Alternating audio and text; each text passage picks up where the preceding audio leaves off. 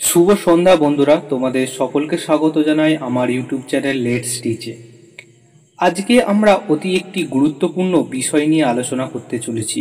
তাই বলবো, যদি তোমাদের এই ভিডিওটি থেকে কিছুমাত্র উপকৃত হয় তাহলে এই চ্যানেলটিকে সাবস্ক্রাইব করো, ভিডিওটিকে লাইক করো, শেয়ার করো এবং কমেন্ট করে জানাও যে পরবর্তীকালে যে এই ভিডিও সংক্রান্ত আরও কিছু তথ্য তোমরা চাইছো। যেটা চাইছো সেটা অবশ্যই কমেন্টে তোমরা জানাও কী কী চাইছো। তো পরবর্তীকালে এই গ্রুপ ডি এবং গ্রুপ ডি সম্পর্কে আমরা অনেক কিছু তথ্য আনতে চলেছি এবং পরবর্তীকালে আমরা কারেন্ট অ্যাফেয়ার্স এবং জিকের বেশ কিছু কোশ্চেন অ্যান্সার নিয়ে ভিডিও বানাবো। তাহলে আজকে শুরু করা যাক আমাদের কাঙ্ক্ষিত বিষয়টি। আজকে আমরা যে বিষয়টি নিয়ে অত্যন্ত গুরুত্বপূর্ণ আলোচনা করতে চলেছি সেটি হলো এসএসসির গ্রুপ সি ও গ্রুপ ডি নিয়োগ 2025। কি বলা হচ্ছে যে নোটিফিকেশন কবে আসতে চলেছে। একটা অতি গুরুত্বপূর্ণ সংবাদ মাধ্যম থেকে আমরা জানতে পেরেছি যে নোটিফিকেশন কবে আসতে চলেছে, সেটি আমরা এই ভিডিও আলোচনা করব। যোগ্যতা কি হবে সেটা আলোচনা করব।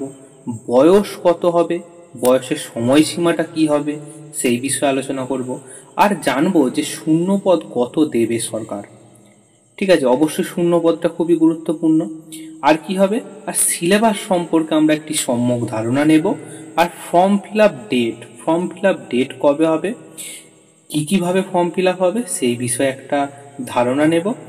আর অতি গুরুত্বপূর্ণ ব্যাপার যেটা তোমরা বিভিন্ন খবরের চ্যানেলে অলরেডি দেখে নিয়েছো, সেটা হলো ওবিসি মামলা কি তাহলে মিটতে চলেছে?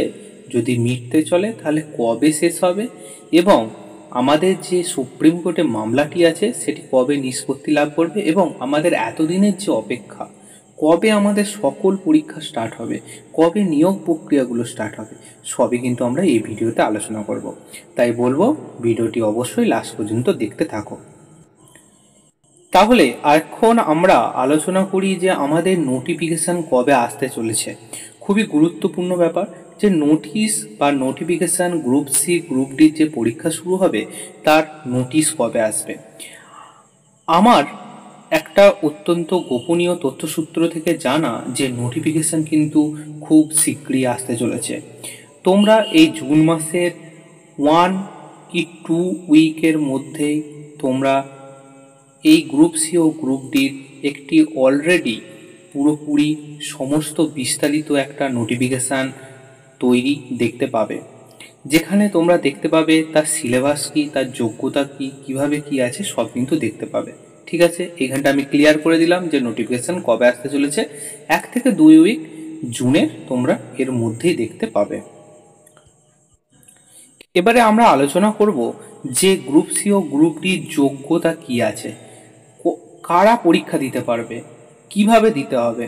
তাহলে আমরা দেখে নিই যে গ্রুপ সির মধ্যে যে যোগ্যতা সেটা বলা হচ্ছে এইচএস পাস হতে হবে, অর্থাৎ ক্যান্ডিডেটকে উচ্চ মাধ্যমিক পাস অবশ্যই হতে হবে গ্রুপ ডি সির জন্য।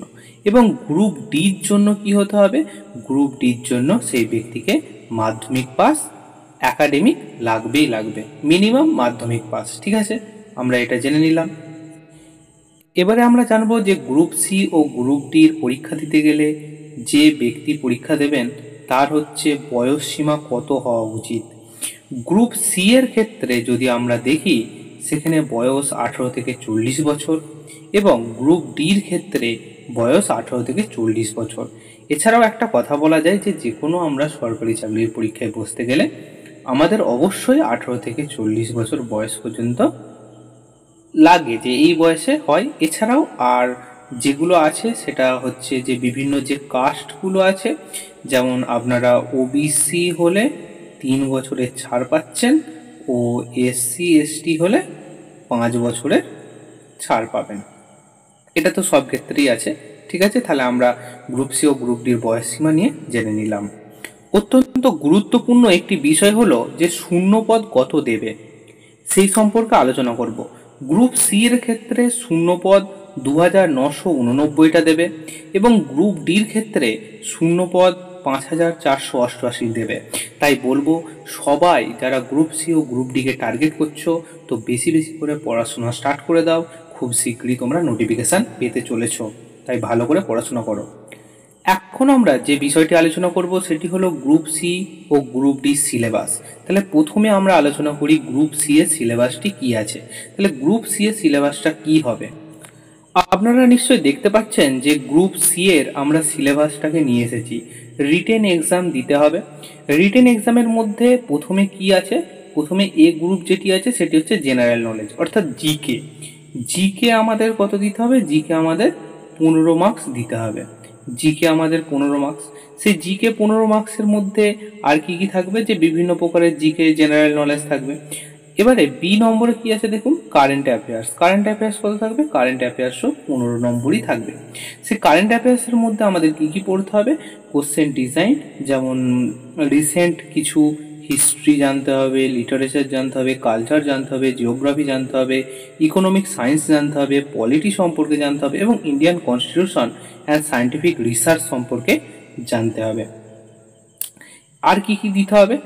আর দিতে হবে যে জেনারেল ইংলিশ, ইংলিশ সম্পর্কে আমাদের ধারণা চাই। ইংলিশ, যে জেনারেল ইংলিশ, সেই জেনারেল ইংলিশও 15 নম্বর। এখানে 15 নম্বরের মধ্যে আপনারা কি পাবেন? 15 নম্বরের মধ্যে আপনারা ফান্ডামেন্টাল ইংলিশ সম্পর্কে পড়তে হবে, ভোকাবুলারি পড়তে হবে, গ্রামার পড়তে হবে, সেন্টেন্স স্ট্রাকচার ভালো করে পড়তে হবে, সিনোনিম পড়তে হবে, অ্যান্টোনিম পড়তে হবে এবং আমাদের যেটা জানতে হবে যে কারেক্ট ইংলিশ ওয়ার্ড, যে সঠিক ওয়ার্ডটি কী হবে, শুদ্ধ অশুদ্ধ এই ব্যাপারটি, এগুলো পড়তে হবে। আর কি আছে যেটা অত্যন্ত গুরুত্বপূর্ণ? ম্যাথ, অর্থাৎ অ্যারিথমেটিক, অর্থাৎ পাটিগণিত। পাটিগণিত আমাদের জানতে হবে, এখান থেকেও 15 নম্বর আসছে। পাটিগণিতের মধ্যে কি কি পড়তে হবে? পাটিগণিতের মধ্যে আমাদেরকে দেখতে হবে যেটা recurring decimal, divisibility, LCM, HCF, partnership, average, ratio and proportion, and percentage, profit and loss, discount, simple interest, time and work and time and distance. তো এই জিনিসগুলো আমাদেরকে ভালো করে পড়তে হবে। এখান থেকে আমরা অঙ্ক বিষয়টি জেনে নিলাম। এখন আমরা চলে যাই যে গ্রুপ ডি, গ্রুপ ডি এর সিলেবাস। তাহলে এখন আমরা আলোচনা করি গ্রুপ ডি। গ্রুপ ডি এর রিটেন এক্সামের কি কি সিলেবাস আছে। তাহলে প্রথমেই দেখুন গ্রুপ ডি এর যে সিলেবাস সেটা হচ্ছে জেনারেল নলেজ। জেনারেল নলেজ অর্থাৎ জিকে, এখানেও আমরা 15 নম্বর পাবো। 15 নম্বর আপনাকে জেনারেল নলেজ সম্পর্কে একদম সম্যক ধারণা নিতে হবে। আর কি আছে? Current affairs. কারেন্ট অ্যাফেয়ার্স আছে, সেটাও হচ্ছে 15। তাহলে কারেন্ট অ্যাফেয়ার্সের মধ্যে আপনাকে কী কী পড়তে হবে? একই বিষয় গ্রুপ সি এর মতো ওয়েস্ট বেঙ্গল জানতে হবে, ইন্ডিয়া সম্পর্কে জানতে হবে, স্পোর্টস সম্পর্কে জানতে হবে, হিস্ট্রি, কালচার অ্যান্ড জিওগ্রাফি সম্পর্কে জানতে হবে। আর কি আছে? আর আছে অ্যারিথমেটিক। ঠিক আছে, অ্যারিথমেটিক এটাও হচ্ছে 15 নম্বরই আছে। এই অ্যারিথমেটিকের মধ্যে আপনারা কী কী পড়তে হবে? নাম্বার সিস্টেম পড়তে হবে, including simplification, decimal fraction, LCM, HCF, average, ratio and proportion, percentage, profit and loss, discount, simple interest, time work and time and distance. তাহলে আমরা গ্রুপ ডি থেকে যে যে সিলেবাসটা, সেই সিলেবাস সম্পর্কে একটা ধারণা নিলাম। এখন আমরা অতি গুরুত্বপূর্ণ একটা আলোচনা করতে চলেছি যে ওবিসি মামলা তাহলে কি মিটতে চলেছে। দেখুন, এইখানে একটা বিষয় আছে। কালকে আমরা বিভিন্ন নিউজ চ্যানেলে দেখেছি যে ওবিসি মামলা সম্পর্কে বিরাট একটা আপডেট দিয়েছে। সেই আপডেটটা নিয়ে আজকে আমরা আলোচনা করব। তাহলে দেখা যাক যে আপডেটটা কি আছে। গতকালের যে আপডেটটার মধ্যে যেটা বলা হচ্ছে যে ওবিসি সংরক্ষণ রায়, হাইকোর্টের রায়কে মান্যতা দিল রাজ্য সরকার। 7 থেকে বাড়িয়ে 17% করা হলো ওবিসি সংরক্ষণ।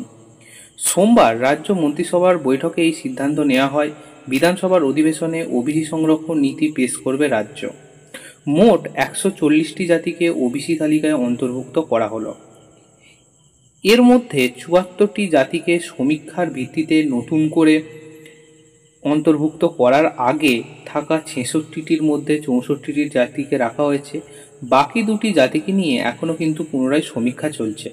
সমীক্ষার ভিত্তিতে এই তালিকায় অন্তর্ভুক্ত করা হবে। এখন ওবিসি এ আর ওবিসি বি বলে কোনো ভাগ থাকছে না, খুবই গুরুত্বপূর্ণ একটি জানার বিষয়। তাহলে ওবিসি এ আর ওবিসি বি বলে কোনো ভাগ থাকবে না। যারা ওবিসির মধ্যে অন্তর্ভুক্ত হবেন তারা কিন্তু সবাই ওবিসি। ঠিক আছে, তাহলে আমরা ওবিসি সংক্রান্ত বিষয়টি জানতে পারলাম যে ওবিসি মামলা কিন্তু খুব শীঘ্রই মিটতে চলেছে।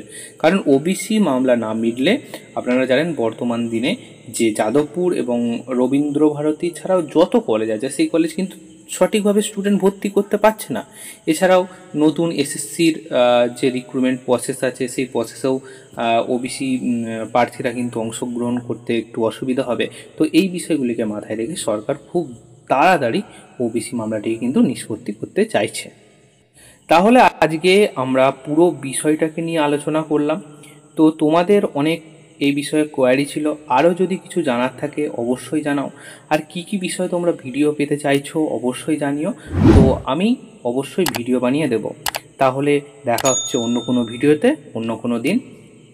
জয় হিন্দ, ভারত মাতা কি জয়।